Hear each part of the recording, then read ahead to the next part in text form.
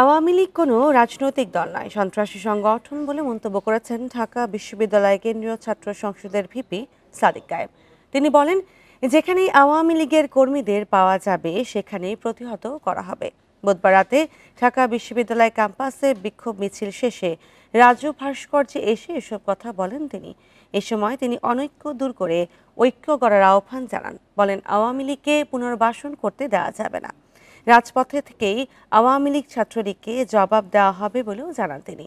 এর আগে বুধবার রাত ৮টায় ডাকসু ভবনের সামনে গণজমায়েত করে শিক্ষার্থীরা। পরে বিক্ষোভ মিছিল নিয়ে ক্যাম্পাস প্রদক্ষিণ শেষে সমাবেশে বক্তব্য রাখেন ডাকসুর নেতারা। গণহত্যা এবং শিশু হত্যার যার সহযোগী আছে প্রত্যেকের বিচার এই স্বাধীন বাংলাদেশে হবে। তাদেরকে যেখানে পাওয়া যাবে বাংলাদেশের মুক্তিকামী ছাত্র জনতা, সকল রাজনৈতিক দল, ছাত্র সংগঠনকে আমি অনুরোধ করবো, খুনি হাসিনার দোষরদের যেখানে পাওয়া যাবে সেখানে প্রতিরোধ করে তুলতে হবে।